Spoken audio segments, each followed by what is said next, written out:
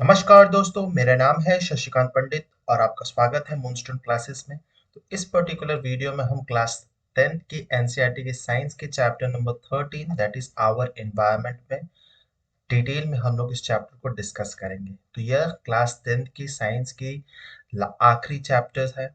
जिस इससे पहले जितने भी 12 चैप्टर्स हैं वो मैंने डिटेल डिस्कस कर चुका हूँ और उसका अगर आपने वीडियोस नहीं देखे हैं तो आप देख सकते हैं। उसका जो लिंक होगा वो डिस्क्रिप्शन बॉक्स साथ ही साथ पिन कमेंट में अटैच्ड आपको मिल जाएगा। आप वहां से आराम से देख सकते हैं। सारा प्लेलिस्ट साइंस की प्लेलिस्ट आपको वहां से मिल जाएगा। सारे क्वेश्चन एंड आंसर्स भी हमने डिस्कस कर चुके हैं ईच एंड एवरी चैप्टर में। तो इस चैप्टर में हम इस पूरे चैप्टर को कंप्लीट करेंगे एक ही वीडियो में, और इससे रिलेटेड क्वेश्चन आंसर्स भी मैं साथ में बताते जाऊंगा। तो इस वीडियो को अंत तक बहुत ज़रूर देखिएगा क्योंकि बहुत इंटरेस्टिंग होने वाली है वीडियो। और ये बहुत आसान सी चैप्टर है लेकिन इसमें, और ये स्कोरिंग भी है क्योंकि इसमें से 4 या 5 नंबर के एटलीस्ट क्वेश्चंस आएंगे ही आएंगे फाइनल एग्जाम्स में। तो ये चैप्टर बहुत ईजी है, समझना भी बहुत आसान है और स्कोरिंग भी रहता है। तो इस चैप्टर को जरूर पढ़ के जाइएगा, बहुत ईजी है। तो इस वीडियो को अंत तक जरूर देखिएगा और अगर अच्छा लगे तो लाइक शेयर सब्सक्राइब जरूर कर दीजिएगा। इस वीडियो में हम लोग बेसिकली एनवायरनमेंट के बारे में जानेंगे, फिर इकोसिस्टम क्या होता है, उसके कंपोनेंट क्या होते हैं, फंक्शंस क्या होते हैं, फूड चेन, फूड वेव, उसके सिग्निफिकेंस, बायोमैग्निफिकेशन, फिर ओजोन लेयर, फिर गार्बेज के बारे में, उसका डिस्पोजल, ये सब कुछ हम लोग डिटेल में डिस्कस करेंगे। ठीक है, तो चलिए सबसे पहले हम लोग को, जैसा चैप्टर का नाम है आवर एनवायरनमेंट, तो आपको एनवायरनमेंट से क्या मतलब है। तो एनवायरनमेंट हिंदी में अगर समझा जाए तो जिसको कहा जाता है पर्यावरण, या फिर हम लोग इसको कह सकते हैं कि environment basically means what, our surrounding, है ना। जहां पर भी हम लोग रहते हैं, हम लोग ह्यूमन बीइंग है, हम लोग जहां पर भी रहते हैं वो हमारा आसपास का जो भी एरिया है वो हमारे लिए हमारा, our surrounding is our environment, है ना। तो वातावरण या फिर पर्यावरण, कुछ भी आप कह सकते हैं। ठीक है, तो एनवायरनमेंट किस चीज से बना हुआ, basically it is a combination of all the physical and biological conditions that are affecting the responses of living organism. ठीक है, तो इसमें both biotic and abiotic component दोनों ही है, और साथ ही साथ में एबायोटिक एंड बायोटिक कंपोनेंट के बीच में इंटरेक्शन भी होना जरूरी है। और किस तरह से फिजिकल जो एनवायरनमेंट है, नॉन बायोटिक एनवायरनमेंट जो है कंपोनेंट है, वो किस तरह से एबायोटिक कंपोनेंट पर इम्पैक्ट करता है, वही एनवायरनमेंट में हम लोग बेसिकली पढ़ते हैं। ठीक है, तो जैसे इस फोटो में देख सकते हैं, इस फोटो में बहुत कुछ आपको लिविंग एंड नॉन लिविंग पता चल रहा होगा। जैसे नॉन लिविंग अगर देखा जाए तो क्लाउड है, ये पहाड़ है, सॉइल है, पानी है, ये सब लाइट है, सनलाइट है, ये सब क्या है, नॉन लिविंग है। ठीक है, एबायोटिक कंपोनेंट है। और इसमें से बहुत सारे ऐसे भी हैं जो लिविंग ऑर्गेनिजम्स है, जैसे प्लांट्स होंगे, एक्वाटिक प्लांट्स होंगे, एक्वाटिक क्रिएचर्स होंगे, आसपास में जानवर होंगे, ये सब क्या है, तो ये बेसिकली बायोटिक कंपोनेंट है। और इन दोनों के बीच में क्या होता है, इंटरैक्शंस होते हैं। ठीक है, और उसी इंटरैक्शंस को बेसिकली हम लोग एनवायरनमेंट में पढ़ते हैं। ठीक है, तो environment includes the physical surrounding like air, atmosphere, water bodies, soil, land and all organisms such as और लिविंग ऑर्गेनिज्म, जैसे कि प्लांट हो गया, animals, human beings, micro organisms. ऐसे भी ऑर्गेनिज्म जो हम लोग को नेकेड आई से तो दिखाई नहीं देंगे, उसको देखने के लिए हम लोग माइक्रोस्कोप चाहिए होगा, जैसे बैक्टीरिया, फंजाई, बहुत सारे ऐसे डिकम्पोजर, सैप्रोफाइट्स, ये सब कुछ क्या है, ये हमारा एनवायरनमेंट है। ठीक है, तो हर व्यक्ति के लिए, हर ऑर्गेनिजम्स के लिए उसका एनवायरनमेंट अलग होगा, है ना। तो अब हम लोग, आपको उम्मीद करता हूँ एनवायरनमेंट के बारे में तो समझ आ गया होगा। अब हम लोग इकोसिस्टम को जानेंगे। ठीक है, तो इकोसिस्टम बेसिकली क्या है।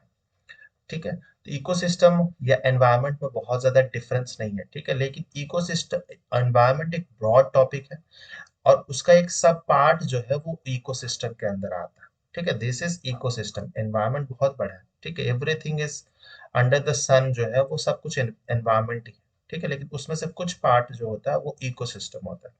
तो इकोसिस्टम हम लोग ऐसे भी डिनोट कर सकते हैं कि where biotic and abiotic components interact. तो ये नैरो जो रीजन होता है, ठीक है, ये मान लीजिए बायोटिक कंपोनेंट है, एबायोटिक कंपोनेंट, ये जो नैरो जोन है इसी को मेनली इकोसिस्टम कहा जाएगा।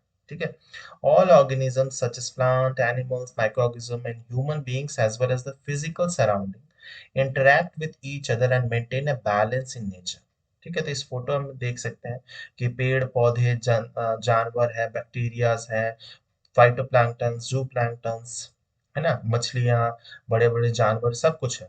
साथ ही साथ में नॉन लिविंग थिंग्स भी हैं, जैसे कि फिजिकल एनवायरनमेंट में सनलाइट है, विंड है, रेनफॉल, प्रेसिपिटेशन, ये जो वाटर है, वाटर बॉडीज, ये सब क्या है, सॉइल, लैंड, ये सब एबायोटिक कंपोनेंट है। तो ऑल दीज आर इंटरैक्टिंग, ठीक है, तो all the interacting organism in area together constitute the non live with the non living constituent of the environment form an ecosystem.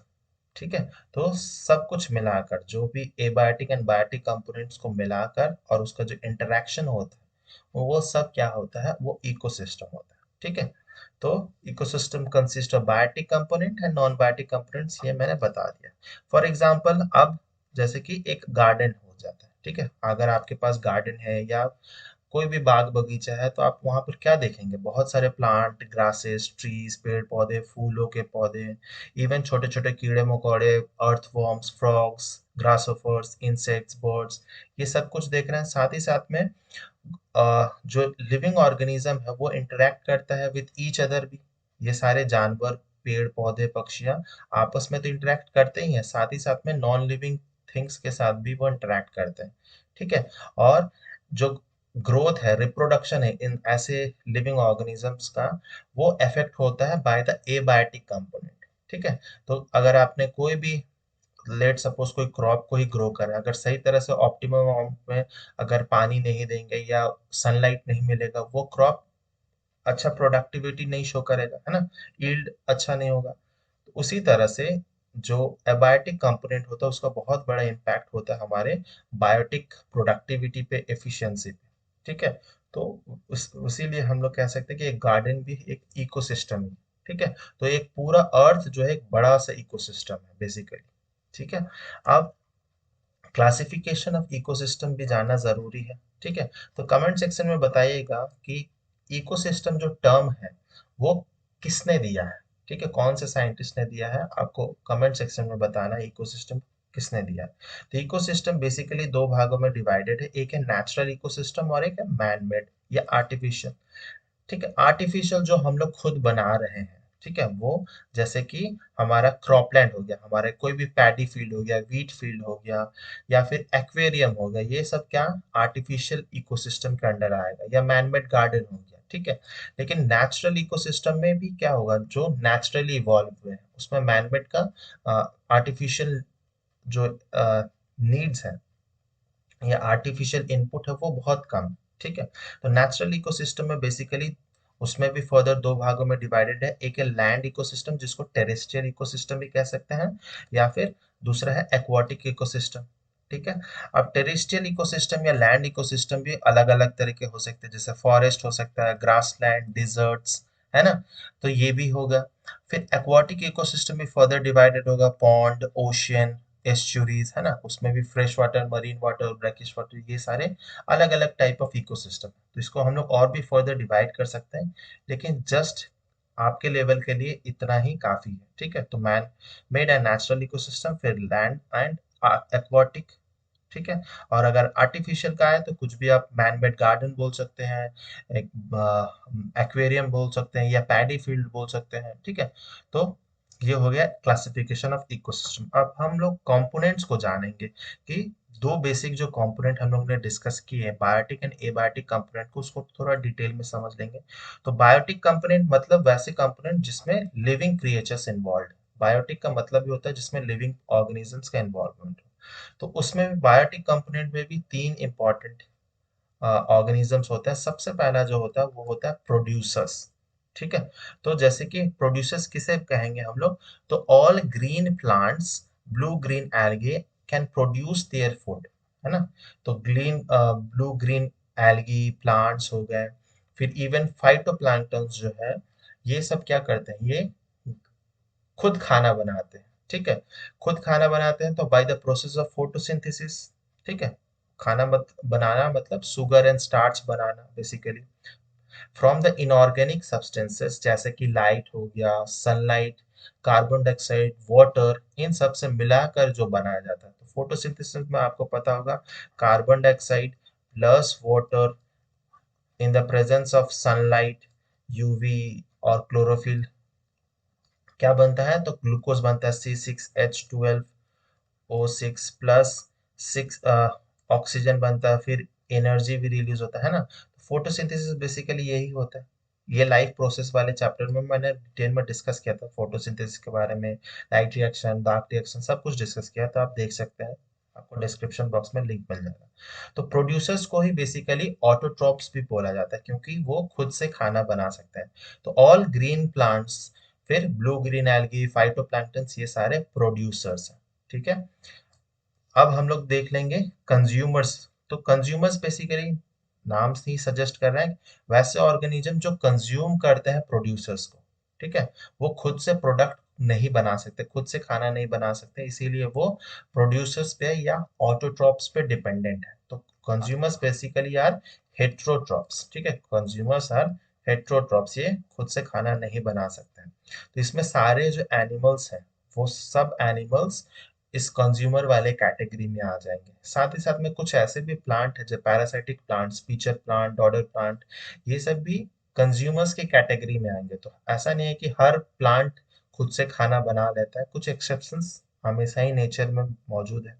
ठीक है, तो कंज्यूमर्स भी फर्दर फॉलोइंग डिवाइड है, जो आपने बचपन में ही पढ़ा होगा, हर्बीवोर, कार्निवोर्स, ओमनिवोर्स के बारे में। तो हर्बीवोर्स पता ही है, जो ईट करता है क्या, ऑटोट्रॉप्स को डायरेक्टली ईट करता है। ठीक है, वैसे ऑर्गेनिजम्स या वैसे एनिमल्स जो ऑटोट्रॉप्स को डायरेक्टली, प्लांट्स को डायरेक्टली ईट करते हैं। ठीक है, तो उसको हम लोग हर्बीवोर्स बोलते हैं। और इकोलॉजी के टर्म्स में हम लोग herbivores are also called first order consumers. ठीक है, तो सबसे पहला क्या होता है, तो प्रोड्यूसर्स होता है। ठीक है, प्रोड्यूसर्स बेसिकली होते हैं, फिर उसको कौन खाता है, तो हर्बीवोर्स। ठीक है, हर्बीवोर्स खाएगा, जैसे सपोज समझ लेते हैं डियर के एग्जांपल लेंगे, तो डियर क्या खाता है, घास, पेड़ पौधे ही खाता है। तो प्रोड्यूसर्स हो गया घास, और हर्बीवोर कौन हो गया, डियर हो गया। ठीक है, डियर, पांडा, हिपोपोटामस, जेब्रा, बहुत सारे ऐसे एनिमल्स हैं, मंकी वगैरह, जो हर्बीवोर्स है, काऊ वगैरह भी है। ठीक है, फिर सेकंड है कार्निवोर्स। तो वैसे ऑर्गेनिजम्स जो हर्बीवोर को खाते हैं बेसिकली। ठीक है, वो ऑटोट्रॉप्स को डायरेक्टली नहीं खाते हैं, वो हर्बीवोर्स को खाते हैं। तो वैसे को हम लोग कार्निवोर्स बोलते हैं। These are also called primary carnivores और सेकंड ऑर्डर कार्निवोर्स। ठीक है, क्योंकि ये लोग पहले ऑर्डर के जो कंज्यूमर्स हैं, हर्बीवोर्स को कंज्यूम करते हैं। ठीक है, जैसे इसमें snake, wild cat, jackal, frog, some birds, fishes, ये सब कार्निवोर्स की कैटेगरी में आएंगे। ठीक है, तो there are animals which prey upon the primary carnivores. ठीक है, तो primary carnivores they are called the second order consumers और थर्ड ऑर्डर कंज्यूमर्स। ठीक है, तो वैसे भी होंगे जो फर्स्ट ऑर्डर कंज्यूमर्स भी होंगे, सेकंड ऑर्डर, थर्ड ऑर्डर भी ऐसे होते हैं। ठीक है, जो top most layer, top most pyramid पे होता है, वैसे कंज्यूमर्स जो, जिसको कोई दूसरा प्रे नहीं कर सकता है या दूसरा कोई खा नहीं सकता है डायरेक्टली, उसको हम लोग बेसिकली टॉप कार्निवोर्स बोलेंगे। ठीक है, the carnivores which are not preyed upon further are called top carnivores. जैसे कि लायन हो गया, लायन को ऐसे कोई दूसरा जानवर या कोई ह्यूमन बीइंग भी डायरेक्टली नहीं खा पाएगा, है ना। जब तक वो मरेगा नहीं तब तक नहीं खा सकता। सिमिलरली ह्यूमन बीइंग भी एक टॉप कार्निवोर्स ही है। ठीक है, तो ये एक है carnivores. Then third is the omnivores, जो दोनों ही, जो हर्बीवोर्स और यानी प्लांट को भी खाता हो और जो फ्लैश मीट को भी खाता हो, उसी को ओमनिवोर्स कहा जाता है। तो ज्यादातर ह्यूमन बींग्स इसी कैटेगरी में आ जाएंगे। क्रोज है, फिर बियर है, बहुत सारे ऐसे बर्ड्स हैं, ईगल, वल्चर्स, ये सब क्या है, ओमनिवोर्स है। ठीक है, ये दोनों ही कंज्यूम करते हैं, प्लांट्स को भी और एनिमल्स को भी। ठीक है, एंड बायोटिक कंपोनेंट में तीसरा जो कैटेगरी है, हम लोगों ने पढ़ लिया प्रोड्यूसर्स, कंज्यूमर्स के बारे में पढ़ लिया। तीसरा जो बहुत इंपॉर्टेंट है वो है डिकम्पोजर्स।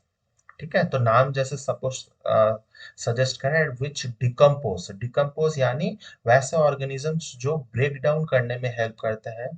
ब्रेक डाउन किसका, तो जो डेड प्लांट्स होते हैं या एनिमल्स के रिमेन्स होते हैं, उसको कॉम्प्लेक्स फॉर्म से उसको सिंपलर फॉर्म में तोड़ने में हेल्प करते हैं। ठीक है। ब्रेक डाउन या डिकम्पोज का मतलब ये होता है कि कॉम्प्लेक्स फॉर्म से उसको सिंपलर फॉर्म में कन्वर्ट किया जाए। तो वैसे ऑर्गेनिजम्स को बेसिकली डिकम्पोजर्स कहते हैं, या बहुत बार सैप्रोफाइट्स भी कहते हैं, क्योंकि वो लोग डेड एंड डिकेइंग ऑर्गेनिज्म को ही फीड करते हैं। जैसे देखे होंगे आपने अर्थवर्म्स को, फंजाई या बेसिकली मशरूम्स भी कह सकते हैं, बैक्टीरियाज बहुत सारे हैं, वायरसेस हैं, ये सब बेसिकली डिकम्पोजर्स के कैटेगरी में आ जाता है। ठीक है। तो decomposers help in the replenishment of the natural resource. बहुत बहुत इंपॉर्टेंट है ये जो डिकम्पोजर्स ऑर्गेनिज्म है। सभी ऑर्गेनिजम्स जो है, कंज्यूमर, हर्बिवोर्स, प्रोड्यूसर, सभी इंपॉर्टेंट है, लेकिन डिकम्पोजर्स का रोल बहुत ज्यादा इंपॉर्टेंट हो जाता है for the replenishment of natural resource. They are also known as micro organisms और saprotrophs and also known as reducers. तो बहुत सारे नाम है decomposers, saprotrophs, micro organisms, reducers, क्योंकि ये सारे जो ऑर्गेनिजम्स होते हैं ये बहुत छोटे छोटे माइक्रो लेवल पे होते हैं। तो इनको देखने के लिए ऑब्वियसली माइक्रोस्कोप की जरूरत पड़ेगी। ठीक है। अब हम लोग इंपॉर्टेंस देख लेंगे डिकम्पोजर्स की इंपॉर्टेंस।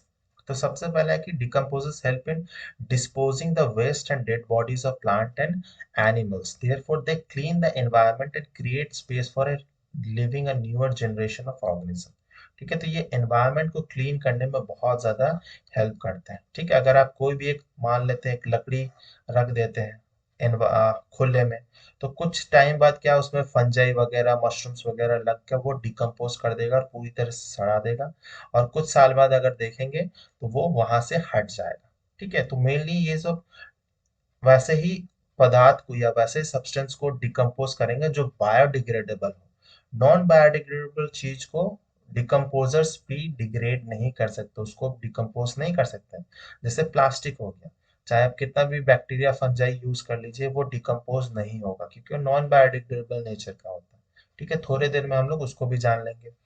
फिर second point is that decomposers release minerals and other raw materials that are trapped in the organic matter. These are picked up by the plant and they also help to maintain the fertility of the soil.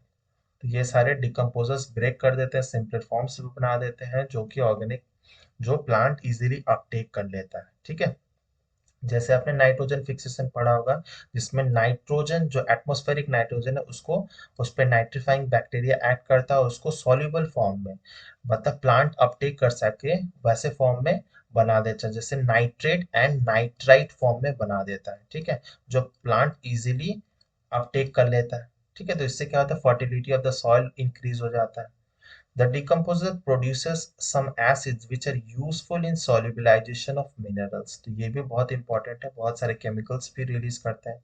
चौथा है कि decomposers help in recycling the materials in the biosphere so that the process of life may go on like an unending change। ठीक है। तो ये एक नया cycle बनाने में भी हेल्प करता है। ठीक है। कोई भी चीज मर जाता है तो उसको डिकम्पोज होना पड़ेगा, और वहां पर उस पे नए नए क्रिएचर्स को भी ग्रो करने के लिए जगह मिल सके। ठीक है। तो एक साइकिल को वो नए से स्टार्ट भी करता है डिकम्पोजर्स। तो वेरी वेरी इंपॉर्टेंट है, यहाँ से क्वेश्चंस भी आते हैं। ठीक है। कि डिकम्पोजर्स का इतना इंपॉर्टेंट रोल क्या है, ये किस तरह से हेल्प करता है, ये भी बहुत अच्छा क्वेश्चन बनेगा। ठीक है। नेक्स्ट हम लोग पढ़ेंगे एबायोटिक कंपोनेंट के बारे में। बायोटिक कंपोनेंट हम लोग ने पढ़ लिया। एबायोटिक कंपोनेंट यानी non living component of an ecosystem, जिसमें बहुत सारे आ जाते हैं। सबसे पहला है एडाफिक फैक्टर्स, जैसे कि सॉइल टेक्सचर हो गया, टोपोग्राफी, वाटर, एयर। तो ये सारे क्या है, एडाफिक फैक्टर्स हैं। फिर इनऑर्गेनिक सब्सटेंसेस, जैसे कि carbon dioxide, nitrogen, oxygen, water. फिर बहुत सारे जो मिनरल्स हैं, माइक्रो न्यूट्रिएंट्स, मैक्रो न्यूट्रिएंट्स, ये सब का भी ये क्या आ जाएगा, इनऑर्गेनिक सब्सटेंस के अंदर आ जाएगा। ठीक है। तो these are also involved in cycling of the materials in the ecosystem. Third is the organic compound. तो इनऑर्गेनिक के साथ साथ ऑर्गेनिक कंपाउंड की भी जरूरत है, जैसे protein, carbohydrate, lipids. So these are largely form the living body and link the biotic and the abiotic component। ठीक है। और क्लाइमेटिक फैक्टर्स तो ऑलवेज एसेंशियल है ही है। जैसे देख सकते हैं, विंड हो गया, sunlight, wind, sunlight, soil, temperature, atmosphere, water, precipitation, ये सब कुछ इम्पैक्ट करता है हमारे जो एफिशिएंसी है या प्रोडक्शन है, वो लिविंग क्रिएचर्स का, वो उस पर बहुत ज्यादा इम्पैक्ट करता है। तो ये है हमारा नॉन लिविंग या एबायोटिक कंपोनेंट। ठीक है। तो अब फंक्शंस देख लेते हैं, फंक्शंस ऑफ इकोसिस्टम क्या क्या है। तो सबसे पहला है ecosystem indicates available solar energy and efficiency of an ecosystem to trap the same. ठीक है। तो इकोसिस्टम से एक इंडिकेट होता है कि अवेलेबल सोलर एनर्जी कितना है। हर इकोसिस्टम के लिए सोलर एनर्जी का रिक्वायरमेंट अलग होगा और उसकी एफिशिएंसी भी अलग होगी। ठीक है। तो वैसे बहुत सारे प्लांट है, मेज हो गया, उसको बहुत ज्यादा सनलाइट की जरूरत होती है। वैसे बहुत सारे ऐसे भी हैं जो उनको सनलाइट की जरूरत नहीं होती है। तो सोलर एनर्जी की अवेलेबिलिटी भी हमें समझ आ सकता है इकोसिस्टम। फिर it gives information about the available essential minerals and their recycling periods. तो इकोसिस्टम में हम लोग समझ सकते हैं कि अवेलेबल एसेंशियल मिनरल्स क्या है, कौन से प्लांट को या कौन से एनवायरनमेंट में किस तरह के जो न्यूट्रिएंट्स है उनकी ज़रूरत है। एंड रिसाइकलिंग पीरियड्स को भी हम लोग देख सकते हैं कि कब प्लांट अच्छा ग्रो होता है, कब उसके पत्ते झड़ते हैं, स्टेम का इलॉन्गेशन कब होता है, ये सब कुछ हम लोग समझ सकते हैं। Third is that it provides knowledge about the web of interactions and inter relationship among the various population. ठीक है। तो इकोसिस्टम में बायोटिक एबायोटिक कंपोनेंट्स के बीच में जो इंटरेक्शंस होता है and within the biotic component में भी जो इंटरेक्शन होते हैं, ठीक है, वो भी समझना बहुत ज़्यादा ज़रूरी है, as well as the population and the abiotic environment. ठीक है। तो अगर हम लोग इंटरैक्शंस को समझ सकेंगे तो अगर कोई भी प्रॉब्लम होगा तो हम लोग इजीली उसको सॉल्व कर सकते हैं। ठीक है। तो बहुत सारे ऐसे आपने एग्जाम्पल देखे होंगे कि हम लोग अपने गार्डन में आर्टिफिशियली क्या कर रहे हैं, पौधे खरीद के ला रहे हैं, सैपलिंग्स, और हम लोग उसको ग्रो कर रहे हैं अपने जो भी क्या बोलते हैं गार्डन में। ठीक है। तो वहां पर एक सीजन के लिए फ्लावर हुआ, ठीक है, उसके बाद नेक्स्ट सीजन तक वो फ्लावर जो है प्लांट वो डाई कर जाता है। ठीक है। तो आप लोग सोचते होंगे कि ऐसा क्यों हो रहा है, तो लगेगा कि ये क्वालिटी अच्छा नहीं होगा। तो ऐसा नहीं है, क्वालिटी नहीं, क्वालिटी खराब हो सकता है, लेकिन उससे भी बहुत इंपॉर्टेंट चीज है कि पॉलिनेटिंग फैक्टर्स। ठीक है। अगर आप फ्लावर ग्रो कर रहे हैं तो साथ ही साथ में आपको जो हनी बीज होते हैं या बटरफ्लाइज होते हैं, पॉलिनेशन जो करते हैं, उनका भी बहुत इंपॉर्टेंट रोल रहता है। ठीक है।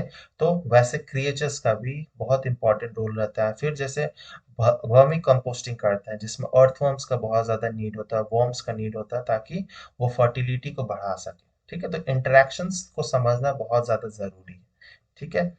फिर fourth, it helps human being to know about the conservation of resource, protection from pollution and inputs required for maximising productivity. बहुत इंपॉर्टेंट है कि इकोसिस्टम समझना जरूरी क्यों है, फंक्शंस, क्योंकि हम लोग पता कर सकते हैं ना किस तरह से हम लोग कंजर्व कर सकते हैं रिसोर्सेज को, क्योंकि रिसोर्सेज तो फाइनाइट है। ठीक है। हम लोग लैंड एरिया को खींच कर बढ़ा नहीं सकते ना, तो लैंड एरिया बहुत फाइनाइट है। और जैसे जैसे हम लोग का क्लाइमेट चेंज हो रहा है, लैंड एरिया और भी ज्यादा डिग्रेड हो रहा है, डेजर्ट की तरह हम लोग बढ़ रहे हैं, डेजर्टिफिकेशन की तरह। फिर पॉल्यूशन लेवल, जितने भी मेट्रो सिटीज है, even tier one tier two cities में भी पॉल्यूशन लेवल बहुत ज्यादा है इंडिया में, है ना। तो हमें अपने इकोसिस्टम को समझना बहुत जरूरी है। अगर हम लोग जानते होंगे कि प्लांट कौन कौन से लगाने चाहिए जिससे हमारा एनवायरनमेंट में पॉल्यूशन कम हो सके या नॉइस कम हो सके, तो बेनिफिट होगा ना, हम लोग मैक्सिमाइज कर सकते हैं, ग्रीनरी बढ़ा सकते हैं। तो इकोसिस्टम को समझना इसलिए बहुत ज्यादा जरूरी है। और ये इंपॉर्टेंट फंक्शंस हैं कि इकोसिस्टम किस तरह से इंपॉर्टेंट रोल प्ले करता है हमारा इकोलॉजिकल बैलेंस को मेंटेन करने के लिए। तो इसमें से भी बहुत सारे ऐसे क्वेश्चंस फ्रेम हो सकते हैं। ठीक है। नेक्स्ट हमारा जो टॉपिक है वो बहुत अच्छा टॉपिक है, बहुत इजी भी है, food chain and food webs के बारे में। तो फूड चेन का मतलब ही बहुत सिंपल है कि हु ईट्स हु, कौन किसको खा रहा है बेसिकली। ठीक है। तो the sequence of living organism in a community in which one organism consumes another organism to transfer food energy is called as food chain. तो बेसिकली अगर ह्यूमन बीइंग का भी देखा जाए तो हम लोग क्या कर रहे हैं, तो बहुत से ऐसे वेजिटेरियंस भी होंगे, नॉन वेजिटेरियंस भी होंगे। तो जो वेजिटेरियंस है ऑब्वियसली प्लांट्स को ही खा रहे, कंज्यूम कर रहे हैं, बेसिकली प्लांट्स प्रोडक्ट को कंज्यूम कर रहे हैं। जो नॉन वेज है वो प्लांट एंड मीट दोनों ही कंज्यूम कर रहे हैं, इवन फिशेस भी कंज्यूम करेंगे, एक्वाटिक ऑर्गेनिजम्स भी। तो इसमें क्या हो रहा है, हम लोग दूसरे ऑर्गेनिजम्स को खा रहे हैं। ठीक है। तो फूड चेन भी बेसिकली वही है। ठीक है। कौन किसको खा रहा है। और इस फोटो में देख सकते हैं जैसे कि ग्रीन प्लांट को या ग्रास को एक डियर खाया, डियर को एक बाघ खाया, बाघ के मर जाने पर चील का वे खा लेते हैं। ठीक है, तो उसी तरह से ग्रास को ग्रासोफर खाया, ग्रासोफर को मेंढक ने खाया, मेंढक को एक सांप ने खाया और सांप को एक चील का वे खा लिया। ठीक है, और इधर में भी देख सकते हैं कि एक स्पाइडर, ग्रीन प्लांट्स को स्पाइडर ने खाया, स्पाइडर को कोई दूसरे मछली वछली ने खाया। ठीक है, और उसको कोई बड़ा सा वाटर बर्ड खा लिया, फिर उसको कोई टॉप कार्निवोरस एनिमल खा लिया। तो बेसिकली ये क्या है, ये सिंगल सिंगल फूड चेन है बेसिकली। और इसमें क्या हो रहा है, हर ये क्या है, एक सिंगल सिंगल ट्रॉपिक लेवल है। एक प्लांट ये जो है एक लेवल है। ठीक है, ये एक लेवल्स है जैसे जैसे। और इसमें क्या हो रहा है, एनर्जी का ट्रांसफर हो रहा है, एक लेवल से एक ट्रॉपिक लेवल से दूसरे लेवल पर ट्रांसफर हो रहा है। आप देख सकते हैं कि एनर्जी जो है वो हमेशा यूनिडायरेक्शनली फ्लो कर रहा है। ठीक है, वो नीचे से ऊपर कर रहा है। ऐसा नहीं है ना, बाघ का कुछ एनर्जी डियर को मिल जाएगा या डियर की एनर्जी पेड़ पौधों को मिल जाएगा, ऐसा नहीं होगा। ये जो एनर्जी है वो यूनिडायरेक्शन, वो एक ही डायरेक्शन में जाएगा। ठीक है, और जो लोअर ट्रॉपिक लेवल से हायर ट्रॉपिक लेवल में एनर्जी ट्रांसफर होता है बेसिकली। ठीक है, तो ये होता है मेनली फूड फूड चेन। तो फूड चेन भी दो तरह के होते हैं, एक ग्रेजिंग फूड चेन होता है और एक डेट्रिटस फूड चेन होता है। ठीक है, ग्रेजिंग फूड चेन एंड एक डेट्रिटस डेट्रिटस फूड चेन। तो ग्रेजिंग फूड चेन जैसे कि कोई भी फूड चेन जब ग्रीन प्लांट्स या ग्रासेस से स्टार्ट होता है। ठीक है, जब पहला प्रोड्यूसर जो है वो अगर ग्रासेस है या ग्रीन प्लांट है, तब हम लोग उसको ग्रेजिंग फूड चेन कहेंगे। ठीक है, जब फर्स्ट प्रोड्यूसर जो होगा, जो भी प्रोड्यूसर्स होगा, ग्रीन प्लांट्स होंगे, तो वो हमारे ग्रेजिंग फूड चेन में आएगा। और डेट्रिटस फूड चेन या डीएफसी किसको बोलेंगे, जब प्रोड्यूसर जो होगा वो डेड एंड डिकेइंग ऑर्गेनिज्म होगा। ठीक है, तब हम लोग उसको डेट्रिटस फूड चेन कहेंगे। ठीक है, तो उस केस में डेड एंड डिकेइंग ऑर्गेनिज्म से अगर कोई फूड चेन स्टार्ट होता है तो उसको हम लोग डेट्रिटस फूड चेन कहेंगे, और ग्रेजिंग फूड चेन कोई ग्रासेस हो सकता है। तो ये टॉपिक आपके बुक में नहीं दी गई है, फिर भी मैं एडिशनली बता दे रहा हूँ। अब सिग्निफिकेंस क्या है, तो the study of food chain help us in understanding the food relationship and interaction among various organism in ecosystem. बहुत सिंपल है, ये किस तरह का रिलेशनशिप है बिटवीन द इंटरैक्टिंग ऑर्गेनिज्म, कौन किसको खा रहा है वो हम लोग जान सकते हैं। The food chain transfers energy and material between various living component in an ecosystem और बायोस्फीयर। ठीक है, तो एनर्जी और मटेरियल का ट्रांसफर हो रहा है एक ट्रॉपिक लेवल से दूसरे ट्रॉपिक लेवल में, स्पेशली लिविंग ऑर्गेनिजम्स में। और साथ ही साथ में वेस्ट जो होता है वो नॉन बायोटिक कंपोनेंट में एनवायरनमेंट में रिलीज होता है। The food chain gives dynamicity to an ecosystem. ठीक है, कि फूड चेन से पता चलता है कितना डायनामिक है इकोसिस्टम। ठीक है, जितना ज्यादा ब्रॉड होगा फूड चेन, जितना लंबा फूड चेन होगा, उससे हम लोग इकोसिस्टम का हेल्थ को भी जान सकते हैं। ठीक है, फिर the movement of toxic substance like pesticide, insecticide, weedicides through the food chain can prove very harmful. इसके बारे में हम लोग थोड़ी देर में आएंगे कि किस तरह से टॉक्सिक सब्सटेंसेस, केमिकल्स जो होते हैं वो, क्योंकि खाने के साथ साथ फूड एनर्जी मटेरियल्स के साथ साथ टॉक्सिसिटी भी लेवल्स इंक्रीज होते हैं each and every trophic levels पे।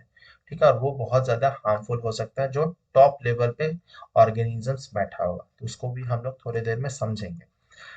फिर है food web. Basically food web क्या होता है, तो बहुत सारे अगर फूड चेन को हम लोग इंटरकनेक्ट कर देंगे एक दूसरे के साथ में, तो अब हम लोग फूड वेव देखेंगे। और ये जनरली फूड वेव ही हम लोग जनरली देखा जाता है नेचुरली, कोई भी इकोसिस्टम में हम लोग फूड वेव को ही देखते हैं। ठीक है, तो the interconnected food chain operating in an ecosystem which establish a network of relationship between various species are called food web. तो बहुत सारे स्पीसीज इसमें आ जाते हैं, बहुत सारे इसमें क्या हो जा रहा है, इंटरेक्शन हो रहा है बहुत सारे फूड चेन्स के बीच में। ठीक है, तो in a food web, one organism may occupy a position in more than one food chain.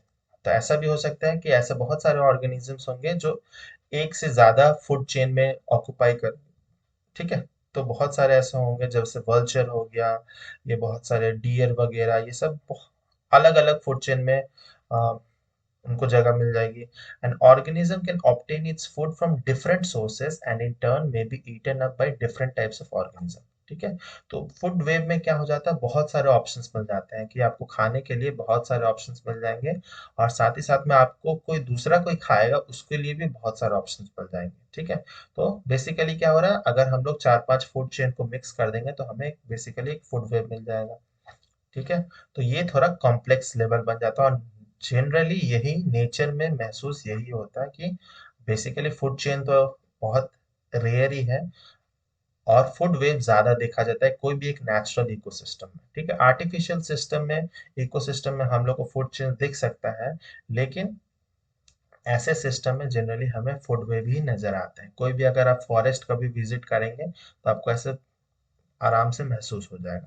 अब हम लोग ट्रॉपिक लेवल को भी जान लेते हैं कि जैसे मैंने बताया ट्रॉपिक लेवल्स, तो there basically trophic level are the various steps in the food chain at which transfer of food and energy takes place, उसी को ट्रॉपिक लेवल कहते हैं। जैसे कि उसमें हम लोग ने बताया था कि प्रोड्यूसर्स सबसे पहले होते हैं। ठीक है। फिर उसके बाद आता है प्राइमरी कंज्यूमर्स या फिर हर्बीवोर्स कह सकते हैं। ठीक है, प्रोड्यूसर्स या ऑटोट्रॉप्स कह सकते हैं। फिर सेकेंडरी कंज्यूमर्स आएंगे, टर्शियरी कंज्यूमर्स आएंगे, है ना। तो इसी को ही mainly single single trophic level कहा जाएगा। ठीक है। तो प्रोड्यूसर एक ट्रॉपिक लेवल है, फर्स्ट ट्रॉपिक लेवल है प्रोड्यूसर, सेकेंड ट्रॉपिक लेवल है प्राइमरी कंज्यूमर, थर्ड है हमारा सेकेंडरी कंज्यूमर, और चौथा है हमारा टर्शियरी कंज्यूमर। तो ये सारे ट्रॉपिक लेवल है। इसमें साथ ही साथ में क्या होता है, there is a gradual decrease in the amount of energy transfer from one trophic level to the another in a food chain. तो इसका मतलब क्या है कि ग्रेजुअल डिक्रीज होता है एनर्जी ट्रांसफर में। जब प्रोड्यूसर से एनर्जी ट्रांसफर होता है प्राइमरी कंज्यूमर में, या प्राइमरी कंज्यूमर से सेकेंडरी में, या सेकेंडरी से टर्शियरी में, एनर्जी जो होता है उसका लॉस होता है जब जब हम लोग एक ट्रॉपिक लेवल से दूसरे ट्रॉपिक लेवल में जाते हैं।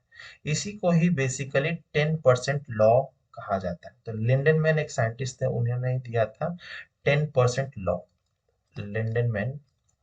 ठीक है।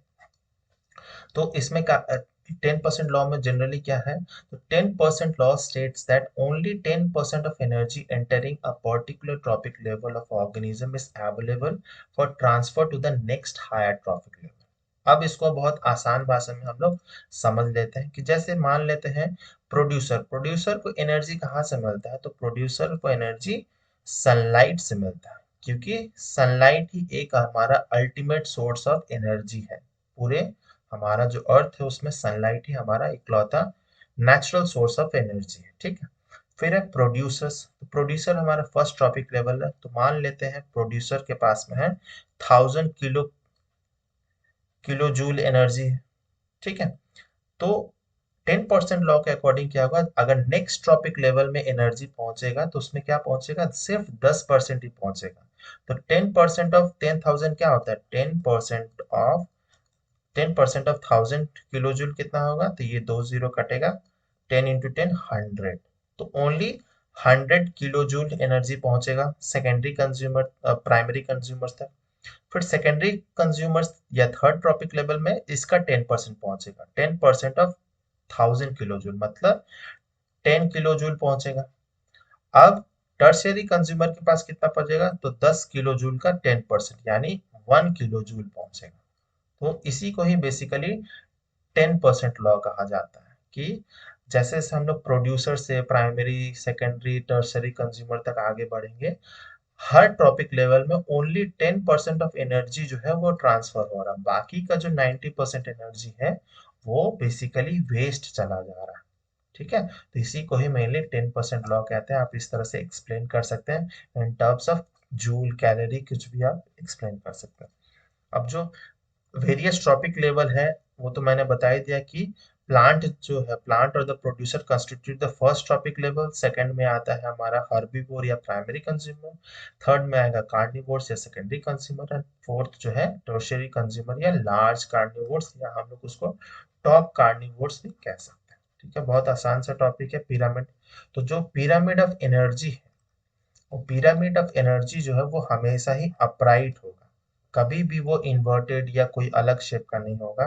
Pyramid of energy is always upright. मतलब यह है कि हर ट्रॉपिक लेवल, हर सक्सेसिव ट्रॉपिक लेवल में एनर्जी का लॉस होता है, और सिर्फ 10% ऑफ एनर्जी जो है फर्स्ट ट्रॉपिक लेवल से सेकंड ट्रॉपिक में जाएगा, और सेकंड ट्रॉपिक से सिर्फ 10-10% जो है वो ईच ट्रॉपिक लेवल में ट्रांसफर होगा, बाकी 90% एनर्जी लॉस हो जाएगा। ठीक है, तो ये आपको ट्रॉपिक लेवल्स, 10% लॉ और पिरामिड ऑफ एनर्जी समझ आ गया होगा।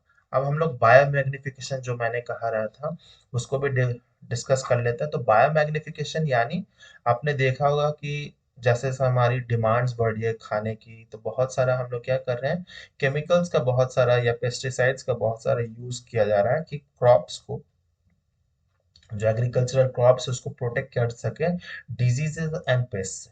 तो उससे क्या हो रहा है, बहुत सारे केमिकल्स जो है वो बारिश के दौरान क्या होता है वो वॉश डाउन हो जाता है और सॉइल में मिल जाता है, और सॉइल से वो क्या करता है धीरे धीरे जो नदी होते हैं या पॉन्ड होते हैं, लेक्स होते हैं, उसमें जाके वो केमिकल्स सेटल डाउन होना शुरू हो जाता है। ठीक है, और उसके कारण क्या होगा कि this way first from the soil these are absorbed by the plants along with water and minerals, and from the water bodies they are taken by the aquatic plants and animals।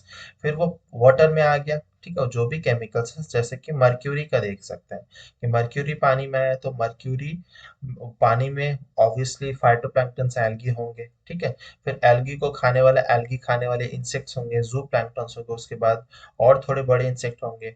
ठीक है, उसके बाद छोटे छोटे fishes होंगे, fishes के बाद large fishes होंगे, और लार्ज फिशेस को कौन खा रहा है, तो जो टॉप लेवल पे कार्निवोर बैठा हुआ है, जो कि बेसिकली हम लोग ह्यूमन बींग्स हैं।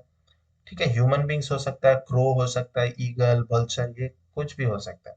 ठीक है, तो क्या हो रहा है धीरे धीरे जो है, जैसे जैसे हम लोग हमारा ट्रॉपिक लेवल इंक्रीज हो रहा है, हमारा जो मर्क्यूरी का कंसेंट्रेशन है, आप कोई भी एलिमेंट ले सकते हैं, मर्क्यूरी, कैडमियम, नाइट्रेट, कुछ भी ले सकते हैं, तो मर्क्यूरी का कंसेंट्रेशन हर ट्रॉपिक लेवल में इंक्रीज हो रहा है।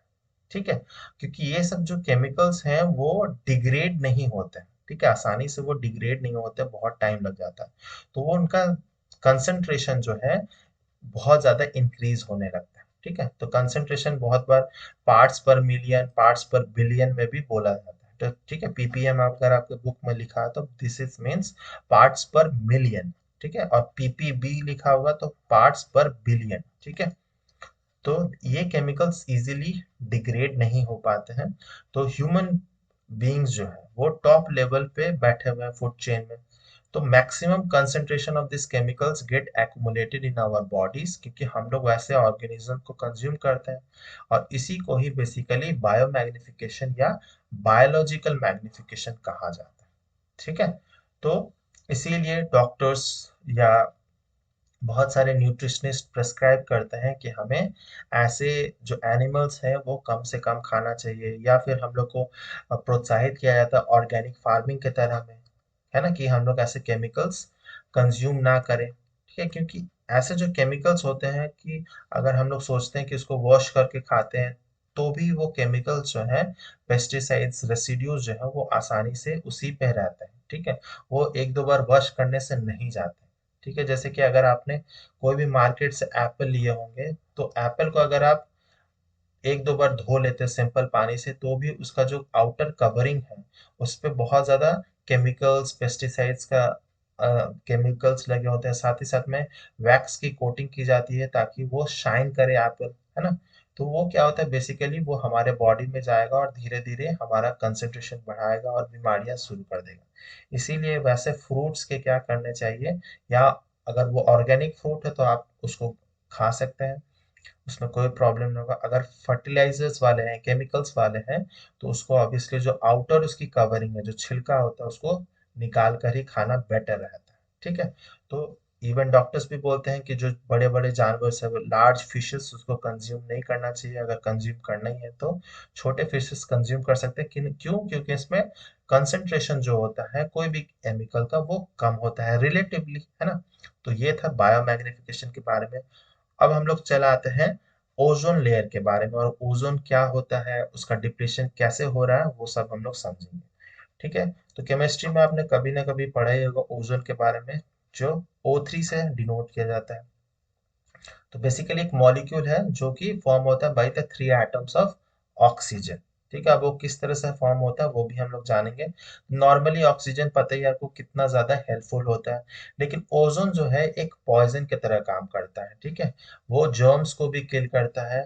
आपने पढ़ा होगा कि वाटर को प्यूरिफाई करने के लिए भी ओजोन का यूज किया जाता है, ओजोनोलिसिस का प्रोसेस यूज किया जाता है। ठीक है, तो अब ओजोन जो होता है दो टाइप के होते हैं, एक गुड ओजोन होता है और एक बैड ओजोन होता है। ठीक है, तो at the higher levels of atmosphere, atmosphere के लेयर्स आपको पता होना चाहिए, जूनियर क्लासेस में तो पढ़े होंगे। जैसे सबसे नीचे वाला लेयर होता है troposphere, stratosphere, mesosphere, thermosphere, thermosphere and exospheres, है ना। तो जो गुड ओजोन होता है वो बेसिकली स्ट्रेटोस्फेरिक लेयर में होता है। ठीक है, गुड ओजोन स्ट्रेटोस्फेरिक लेयर में होता है, और इसे गुड ओजोन क्यों कहा जा रहा है? तो ozone performs an essential function, क्यों? क्योंकि जो सनलाइट होता है, सूर्य की जो रोशनी होती है उसमें सूर्य की किरणों में बहुत सारे हार्मफुल रेडिएशंस होते हैं, जैसे अल्ट्रावायलेट रेज होते हैं। ठीक है, तो अल्ट्रावायलेट रेज को प्रोटेक्ट करता है बेसिकली, एक पतली सी लेयर रहती है स्ट्रेटोस्फेरिक लेयर में। ठीक है, 1-2 सेंटीमीटर का ही लेयर होता है, बहुत ज्यादा ओजोन लेयर थिक नहीं होता, वो कुछ सेंटीमीटर थिक होता है।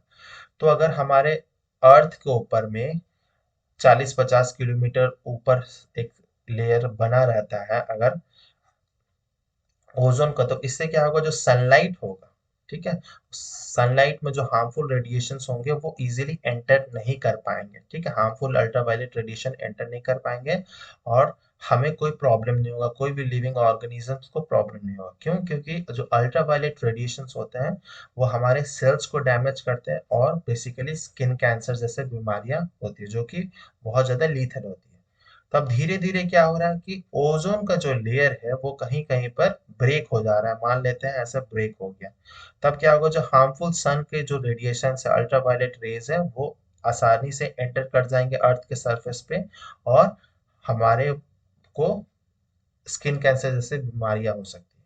ठीक है, तो इसीलिए स्ट्रेटोस्फेरिक लेयर में जो ओजोन का लेयर होता है वो गुड ओजोन होता है। अब बैड ओजोन क्या होता है? तो bad ozone basically tropospheric layer में जो ओजोन प्रेजेंट है, जो हमारे बहुत नजदीक वाले लेयर में है, मुश्किल से 7-8 किलोमीटर से भी नीचे वाले लेयर में जो ओजोन प्रेजेंट होते हैं वो हमारा बैड ओजोन है। ठीक है, तो गुड ओजोन स्ट्रेटोस्फेरिक लेयर में है, बैड ओजोन ट्रोपोस्फेरिक लेयर में, क्योंकि नीचे हमें ओजोन की जरूरत नहीं है, वो हमारे लिए एक पॉइजन का काम करता है। स्ट्रेटोस्फेरिक लेयर में जहां पर हवाई जहाज, कमर्शियल फ्लाइट्स उड़ती है 40 से 50 किलोमीटर वाले रेंज में, बेसिकली ये ओजोन लेयर प्रेजेंट होती है। लेकिन ट्रोपोस्फेरिक लेयर में ये हमारे लिए हार्मफुल है, इसीलिए हम लोग इसको बैड ओजोन कहते हैं। ठीक है, फिर अब ओजोन बनता कैसे है? तो ओजोन इसे ozone at higher level atmosphere is a product of UV radiations acting on an ozone oxygen molecule। तो बेसिकली ऑक्सीजन मॉलिक्यूल पे क्या होता है, जो सन की जो अल्ट्रावायलेट रेडिएशंस होती है वो एक्ट करते हैं, और ऑक्सीजन मॉलिक्यूल को वो ब्रेक कर देते हैं फ्री ऑक्सीजन में। ठीक है, फ्री ऑक्सीजन, या फिर आप उसको नेसेंट ऑक्सीजन भी बोल सकते हैं। ठीक है, ओ और ओ में वो ब्रेक कर देते हैं। ठीक है, फिर जो ये फ्री ऑक्सीजन है वो दूसरे ऑक्सीजन के साथ में कंबाइन कर जाता है।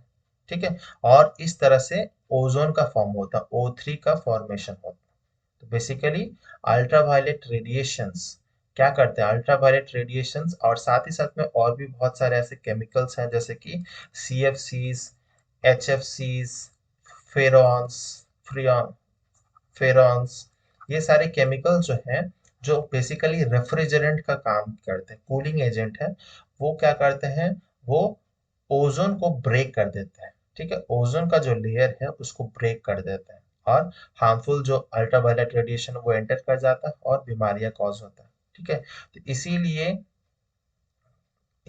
इसीलिए the amount of ozone in the atmosphere began to drop sharply in 1980s। 1980s में देखा जा रहा था कि अंटार्कटिक वाले रीजन में अंटार्कटिक होल होने लगा था। ठीक है, और वहां के लोगों को बहुत ज्यादा, जो अंटार्कटिक और ऑस्ट्रेलिया, न्यूजीलैंड जैसे कंट्रीज हैं, वहां पर बहुत ज्यादा स्किन कैंसर वाली बीमारियां फैल रही थी। ठीक है। तो this decrease has been linked to synthetic chemicals like chlorofluorocarbon, जिसको हम लोग सीएफसीज बोलते हैं, या फिर hydrofluorocarbons which are used as refrigerants and the fire extinguisher में यूज किया जाता है। तो इसके कारण क्या होता है, ओजोन लेयर का ब्रेक हो जा रहा था स्ट्रेटोस्फीयर में। ठीक है। तो इसीलिए 1987 में जो यूनाइटेड नेशन एनवायरनमेंट प्रोग्राम है, उन्होंने एग्रीमेंट बनाया, एक प्रोटोकॉल बनाया, जिसमें एम था कि फ्रीज किया जाए CFC production at the 1986 level. और उस प्रोटोकॉल का बहुत इंपॉर्टेंट नाम है, जिसको कहा जाता है मॉन्ट्रियल प्रोटोकॉल।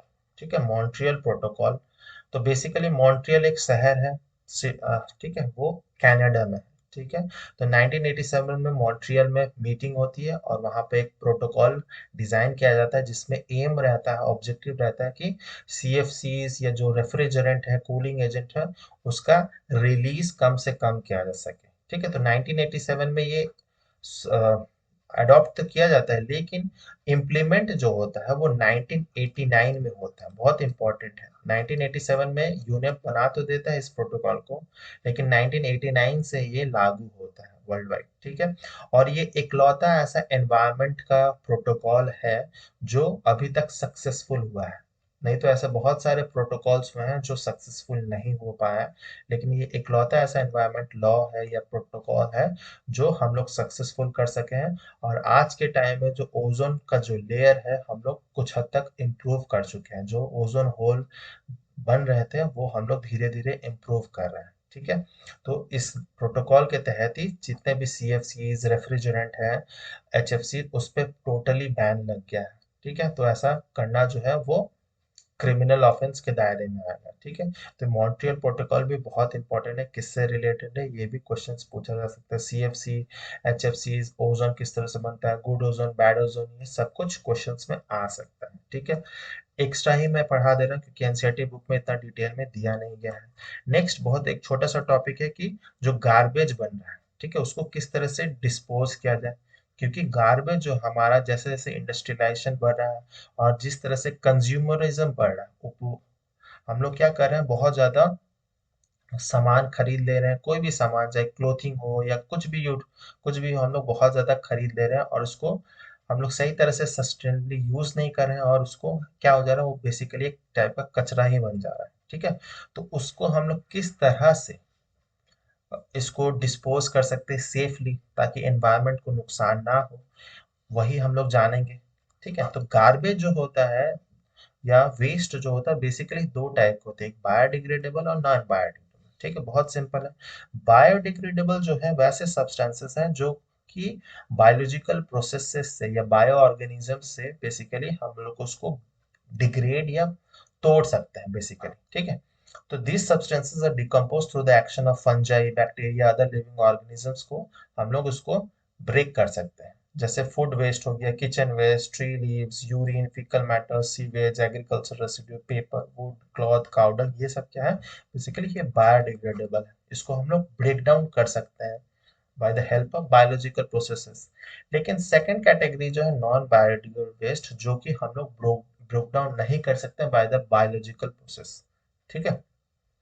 तो दीज सब्सटेंसेस, वो सॉलिड भी हो सकता है, लिक्विड गैसेस, कुछ भी हो सकता है। जो हार्मफुल गैसेस प्लांट से निकलते हैं, या एफ्लुएंट्स जो इंडस्ट्रीज के निकलते हैं, केमिकल वेस्ट, वो सब क्या है, नॉन बायोडिग्रेडेबल वेस्ट में आएंगे। These substances are inert and simply persist in the environment for a long time और may harm the various members of the ecosystem, क्योंकि ये आसानी से डिग्रेड नहीं हो सकते हैं। जैसे कि आपने केमिकल्स के बारे में सुना होगा, DDT, dichloro diphenyl trichloro ethane, basically ये क्या है, तो ये इन पेस्टिसाइड्स की तरह ही यूज किया जाता था, इस पे भी पाबंदी लगी गई है। फिर बहुत सारे इंसेक्टिसाइड्स है, पेस्टिसाइड्स है, mercury, lead, arsenic, aluminium, plastic, polythene bags, glass, radioactive waste, ये सब क्या है, नॉन बायोडिग्रेडेबल वेस्ट कैटेगरी में आएंगे। इसको हम लोग, ये बेसिकली पॉल्यूटेंट्स होते हैं, और इनका एक्यूमुलेशन दिन पर दिन बढ़ते जा रहा है, और ये आसानी से बायोडिग्रेडेबल नहीं है। ठीक है। तो अब इसका डिस्पोजल जो है, वो सबका अलग अलग मेथड होना चाहिए, है ना, कि बायोडिग्रेडेबल के लिए अलग मेथड है, और नॉन बायोडिग्रेडेबल के लिए अलग मेथड है। वो डिपेंड करता है किस टाइप का वेस्ट है। ठीक है, तो कुछ कुछ मैंने इंपॉर्टेंट मोड्स बताए किस तरह से हम लोग वेस्ट को डिस्पोज कर सकते हैं। सबसे पहला है वो है इंसिनरेशन। ठीक है, तो इंसिनरेशन का मतलब होता है कि basically burning the waste on a high temperature to form ash. ठीक है, तो कोई भी वेस्ट को, वैसे वेस्ट को जो basically destroy the house hold chemicals या बायोलॉजिकल वेस्ट। ठीक है, तो जो इन्फेक्शन कॉज कर सकते हैं या ऐसे केमिकल्स हैं जो इस आसानी से बायोडिग्रेडेबल नहीं है, तो वैसे वेस्ट को हम लोग जनरली इंसिनरेशन का प्रोसेस यूज करते हैं, जिसमें उसको बहुत हाई टेम्परेचर देते हैं और उसको पूरी तरह से राख में बदल देते हैं। ठीक है, सेकंड जो मेथड होता है जनरली कॉमन है, आपको देखने मिला होगा आपके आसपास सिटीज में कैसे कचरे का पहाड़ बना रहता है। ठीक है, तो बहुत सारे आप हर मेट्रो सिटीज में ऐसा ना कभी आप देखा होगा कचरे का पहाड़। मेट्रो सिटीज क्या, हर शहर में गांव में भी आजकल आपको देखने मिल जाएगा ओपन डंपिंग जिसको बोला था। कन्वेंशनल मेथड है, एक खाली जगह मिलता है, वहां पर लोग सब कचरा डालते रहते हैं और वहां पर एक पहाड़ बन जाता है कचरों का, जिसमें से बहुत सारे harmful gases, methane, carbon dioxide, monoxide, sulphur, SOx, NOx, ये सब रिलीज होता है। फिर है land filling. Land filling basically क्या है, जस्ट ऑपोजिट है ओपन डंपिंग का। अगर कहीं पर ऐसे गड्ढा जगह बना हुआ है, लो लाइंग एरिया है, तो उसमें क्या होता है, कचरा डाल दिया जाता है और उसको ऐसे सील कर दिया जाता है रोलर रोलर से, बुलडोजर से। ठीक है, तो ऐसा लगता है कि ये हमें हार्मफुल नहीं कर रहा है, लेकिन ये भी बहुत ज्यादा, लैंड फिलिंग भी बहुत ज्यादा हार्मफुल कर रहा है, क्योंकि ऐसे ऐसे वेस्ट होते हैं जो ग्राउंड वाटर लेवल में, ग्राउंड वाटर लेवल को डिग्रेड करते हैं। साथ ही ग्राउंड वाटर में बहुत सारे ऐसे मेटल्स वगैरह, नॉन मेटल्स ये सब एंटर कर जाते हैं और उसमें हेवी मेटल्स बेसिकली एंटर करते हैं और उसका कंसंट्रेशन बढ़ा देते हैं, तो जो ग्राउंड वाटर होता है वो भी खराब, दूषित होता है। साथ ही साथ में जो आसपास में सॉइल होंगे, माइक्रो ऑर्गेनिज्म, वो सारे किल हो जाएंगे। तो दोनों ही मेथड हार्मफुल है, दोनों ही पॉल्यूशन कर रहे हैं। ठीक है, फिर कंपोस्टिंग बहुत एक अच्छा इंपॉर्टेंट मेथड है और इस बहुत आसान भी है। ठीक है, कि जितने भी ऑर्गेनिक वेस्ट जो बायोडिग्रेडेबल है, जैसे किचन का वेस्ट हो गया, फूल पौधे पत्ते, ये सब को हम लोग खाद बना सकते हैं बेसिकली। ठीक है, तो मिक्स करके कंपोस्ट बिन में डाल सकते हैं और उसको अगर सही टेम्परेचर, मॉइस्चर, सनलाइट मिल जाएगा तो वो 2-3 महीने के अंदर ऑर्गेनिक मैन्योर हो जाएगा। और अगर इस प्रोसेस को फास्टन करना है तो इसमें अर्थवर्म्स डाल देंगे, तो ये प्रोसेस जो है वर्मी कंपोस्टिंग और ज्यादा फास्ट हो जाएगा। ठीक है, फिर रिसाइकलिंग तो मेथड है ही, कि the solid waste are broken down into constituent simpler materials. फिर उसी मटेरियल से नए नए और भी प्रोडक्ट्स बनाए जा सकते हैं, जैसे कि सॉलिड वेस्ट, जैसे plastic, metal can be recycled. आपने रेलवे स्टेशन पे देखा होगा बहुत सारे ऐसे रिसाइकल बिन्स बने हुए हैं, जहाँ पर प्लास्टिक श्रेडिंग मशीन्स होते हैं, जहाँ पर बॉटल्स जो होते हैं, प्लास्टिक बॉटल्स आप उसमें डाल सकते हैं, वो श्रेड कर देता है, अगेन उसी प्लास्टिक से दोबारा नया बॉटल रेडी भी हो जाता है। ठीक है, फिर है रीयूज करना। कोई भी सामान को सस्टेनेबली बार बार यूज किया जा सकता है, जैसे कि जो न्यूज़पेपर आता है, अगर हम लोग न्यूज़पेपर पढ़ने के बाद क्या करते हैं, फेंक देते हैं या रद्दी वाले को दे देते हैं या जलाते हैं, तो वो करना, उससे अच्छा हम लोग उसको बहुत सारा एनवलप बना सकते हैं, उसका सस्टेनेबली यूज कर सकते हैं, पेपर बैग्स बना सकते हैं। तो या फिर डेकोरेशन पर्पस के लिए भी यूज किया जा सकता है। ठीक है, तो इस तरह से हम लोग अपने वेस्ट को जो है वो पॉल्यूट नहीं कर सकता है, नेचुरल रिसोर्सेस हमारे इंटैक्ट रहेंगे, एनवायरनमेंट भी हमारा प्रोटेक्ट रहेगा, और एनवायरनमेंट प्रोटेक्ट रहेगा तो एज ए क्या होगा, उसका अच्छा जो इम्पैक्ट है, पॉजिटिव इम्पैक्ट हमारे बॉडी के ऊपर भी पड़ेगा, और इस तरह से हम लोग एनवायरनमेंट को साथ ही साथ अपने आप को भी प्रोटेक्ट कर सकते हैं। तो ये सारे टॉपिक्स थे इस चैप्टर में, वो सब हम लोग ने कवर कर दिए हैं।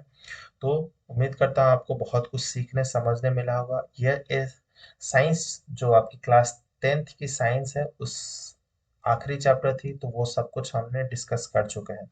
तो अगर वीडियो अच्छा लगा तो लाइक ज़रूर कीजिएगा, कमेंट करके बताइए कैसा लगा वीडियो, सब्सक्राइब ज़रूर कीजिएगा, और आप इंस्टाग्राम पर भी जुड़ सकते हैं।